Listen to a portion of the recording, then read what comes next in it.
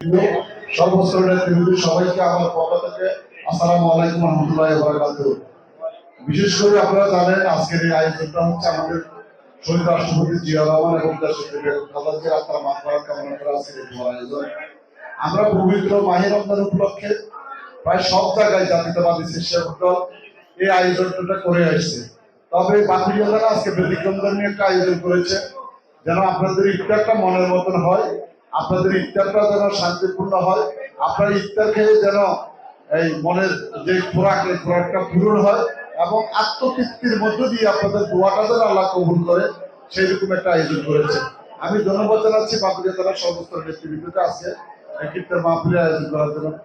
আমরা ইতিপূর্বে বিগত 20টি বছর এই দেশের মানুষের জন্য কাজ করে আসছি, এই দেশের মানুষের ভোটের অধিকারের জন্য কাজ করে আসছি, গণতান্ত্রিক স্বাধীনতার সার্বভৌমত্ব রক্ষার জন্য আমরা কাজ করে আসছি। আমরা বিগত 20 বছর পরে আমরা 2024 সালের 5 আগস্ট আমরা একটা প্যাসিস্টের পতনের মধ্য দিয়ে আমরা এই দেশটাকে বাঁচিয়েছি এবং উদ্ধার করেছি। এবং এই উদ্ধার করার পরবর্তী সময়ে আমরা আমাদের ভোটের অধিকার ফিরে পেয়েছি, আমরা আমাদের গণতান্ত্রিক অধিকার ফিরে পেয়েছি, আমরা আমাদের স্বাধীনভাবে চলার রাস্তা আমরা ফিরে পেয়েছি।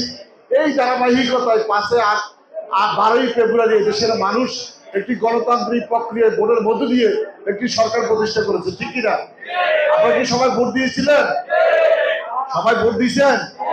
আমরা প্রায় 20 বছর 3টা জাতীয় সংসদ, 3টা স্থানীয় সংসদ নির্বাচনে আমরা সঠিকভাবে ভোট দিতে পারি নাই। আমরা 20 বছর পরে, প্রায় 20 বছর পরে আমরা ভোট দিয়েছি, শান্তিপূর্ণভাবে ভোট দিয়েছি। এখনো হাতের কালির দাগ বসে নাই, ঠিক কিনা? এখনো আছে।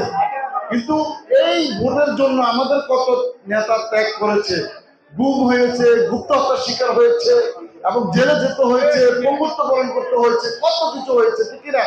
এবং একটা রক্তক্ষয়ী সংগ্রামের মধ্যে দিয়ে হয়েছে।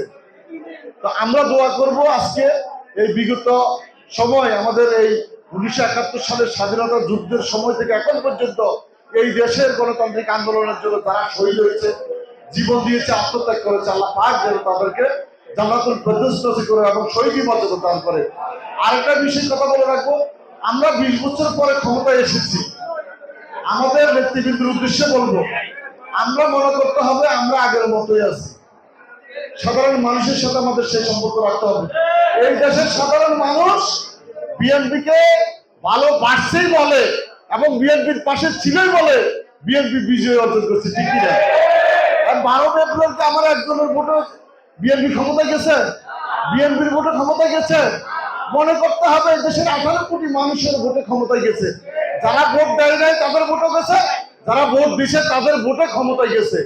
সকল মানুষকে নিয়ে সুন্দরভাবে একটা দল গঠন করতে হবে।